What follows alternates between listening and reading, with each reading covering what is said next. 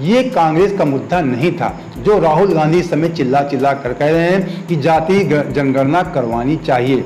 आपको बता दें, जाति जनगणना के बारे में आपको थोड़ा से जानकारी दे दें संक्षेप में।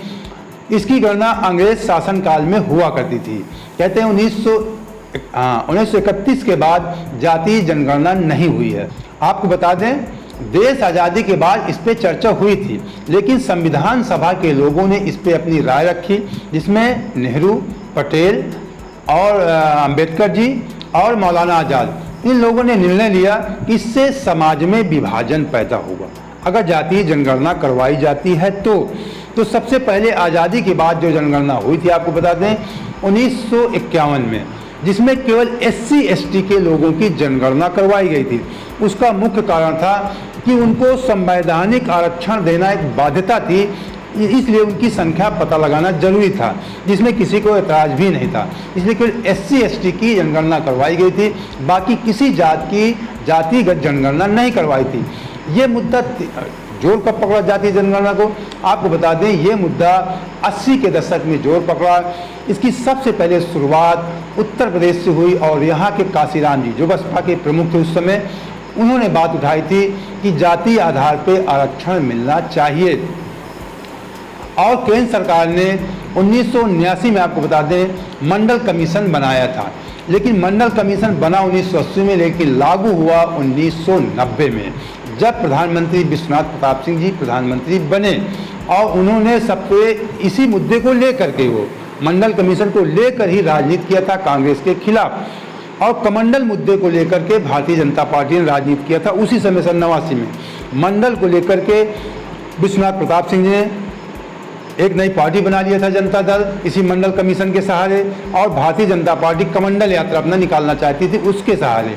तो दोनों ने मिलकर सरकार बनाया था और भारतीय जनता पार्टी के सहयोग से मंडल कमीशन लागू हुआ था 1990 में। आपको बता दें, उस समय उच्च वर्ग के छात्रों ने बहुत जबरदस्त विरोध प्रदर्शन किया था सरकार के खिलाफ, बीपी सिंह के खिलाफ। और इसी को लेकर के फिर बीपी सिंह की जब कमंडल, आपको थोड़ा संक्षेप बता दें, कमंडल यात्रा को बिहार में गिरफ्तार कर लिया गया, अडवाणी जी की यात्रा को संक्षेप बताते हैं, तो उधर वाजपेयी जी ने समर्थन किया बीपी सिंह से और बीपी सिंह की सरकार गिर गई, लेकिन मंडल कमीशन लागू हो चुका था। ये इसका सारांश में बताया। और इसकी और राहुल गांधी, मैंने कहा, डर के आगे जीत है। अब राहुल गांधी का डर इसलिए खत्म हो गया है कि समाज में विभाजन करे, क्योंकि जो वर्तमान राजनीतिक पार्टियां हैं वो देख रहे हैं कि ये लोग विभाजन की हदें पार कर चुके हैं। हिंदुत्व का मुद्दा है या हिंदू मुस्लिम के मुद्दे हैं, इस समय काफ़ी जोर पकड़ रहे हैं, जो धर्म के आधार पर चलता है, और भारतीय जनता पार्टी को लगता है। तो राहुल गांधी के, मैंने कहा, डर के आगे जीत। जो उनका डर था कि कभी कांग्रेस के साथ भी उच्च वर्ग के लोग जुड़े रहते थे, मुस्लिम समाज या उच्च वर्ग के लोग, तो कांग्रेस इस मुद्दे को ज़्यादा तेज़ी से नहीं उठाती थी। लेकिन इस समय आपको बता दें, इंडिया कांग्रेस का इंडिया अलायंस बन चुका है, जिसमें 28 क्षेत्रीय दल, 28 दलों का एक गठबंधन है, जिसमें तमाम क्षेत्रीय दल हैं। और क्षेत्रीय दल ज़्यादातर जो उनके जो नेतृत्व करते हैं ओबीसी का ही नेतृत्व करते हैं। आपको बता दें, भारतीय जनता पार्टी ओबीसी की भी राजनीति करती है और हिंदुत्व की भी राजनीति करती है। तो जो हिंदुत्व की राजनीति भारतीय जनता पार्टी करती है, उसी हिंदुत्व के राजनीति में राहुल गांधी ने सुराग करने के लिए सोच लिया। आपको बता दूं, जो हिंदुत्व की एक पोटली भारतीय जनता पार्टी ने बना रखी है, उसमें उच्च वर्ग भी और पिछड़े वर्ग भी और छोटी जाति के भी लोग शामिल हैं। ये भारतीय जनता पार्टी की पोटली है, जिसमें राहुल गांधी ने छेद करने के लिए सोच लिया है जाति आधार पर। अब जो व्यक्ति छेद करेगा, मैं आपको बता दूं, उसको ज़्यादा लाभ मिल सकता है। मतलब ओबीसी का मुद्दा उठाने पे कांग्रेस को इसको विशेष कर लाभ मिल सकता है। और आसपास जो खड़े दल हैं या क्षेत्रीय दल जो उसके आसपास खड़े हैं कांग्रेस के, अखिलेश जी हैं, नीतीश जी हैं, तेजस्वी जी हैं, इनको भी कुछ लाभ मिलेगा। और कुछ जब पोटली में छेद होगा तो कुछ थोड़ा बहुत उसका असर भारतीय जनता पार्टी के पास भी बचेगा। इसका आपको उदाहरण बताते हैं। आपको बता दें, भारतीय जनता पार्टी के बाद जब 2009 में इलेक्शन हुआ था, तब ओबीसी का जो वोट परसेंटेज था 22% था, लेकिन ये 10 सालों में बढ़ करके 2019 में ये 44% हो गया। तो भारतीय जनता पार्टी को ओबीसी का वोट तो मिलता है, लेकिन ये वोट जो है स्थायी रूप से भारतीय जनता पार्टी का नहीं है। क्योंकि भारतीय जनता पार्टी वोट तो ले लेती है, लेकिन भारतीय जनता पार्टी का समर्थन उच्च वर्ग की तरफ ज़्यादा है, ऊंची जात के लोगों की तरफ ज़्यादा है। यही आरोप राहुल गांधी जी लगा रहे हैं कि भारतीय जनता पार्टी, वो प्रधानमंत्री जी चिल्ला कर कहते हैं कि मैं पिछड़ा हूँ, मैं पिछड़ा हूँ।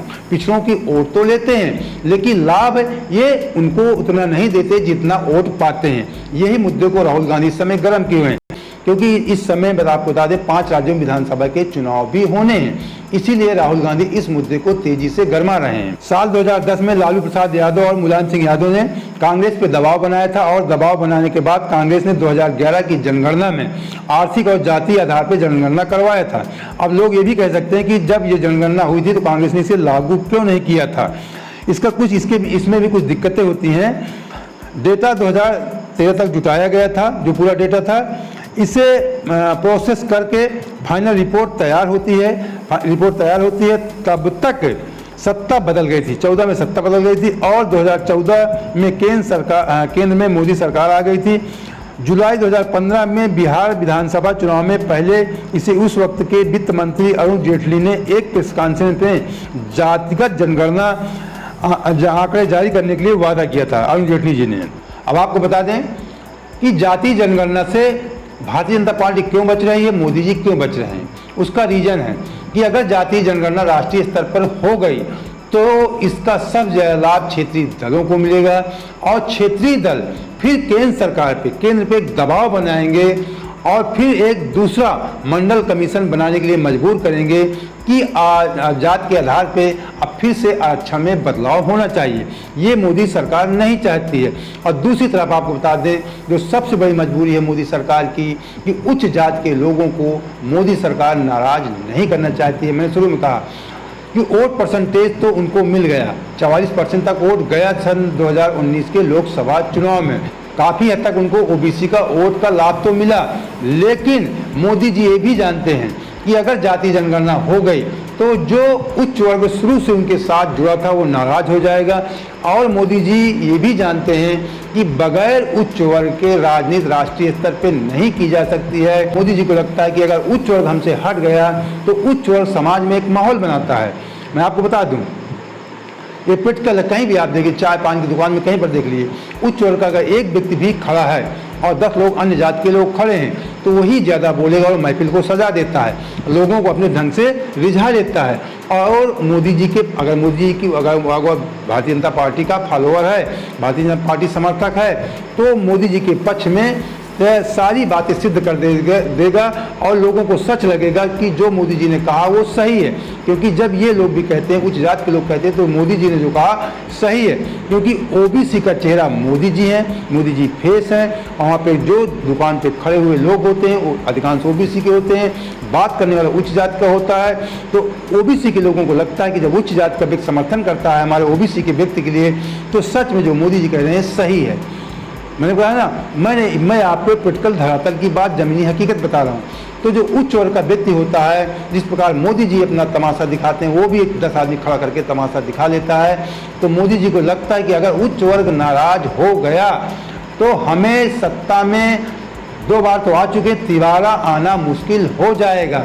इसी उच्च वर्ग को साधने के लिए, मतलब ओबीसी की राजनीति भले करते हो माया अखिलेश या नीतीश तेजस्वी, लेकिन उच्च वर्ग को भी ये कोई भी नाराज नहीं करना चाहते। तो दोस्तों, उम्मीद करते हैं कि आपको हमारा वीडियो पसंद आया होगा। पसंद आया, पहली बार जुड़े हैं तो तुरंत हमारे चैनल सब्सक्राइब कर लीजिए और वीडियो को लाइक करके मेरे दोस्तों को शेयर भी कर दीजिए। जय हिंद, जय भारत।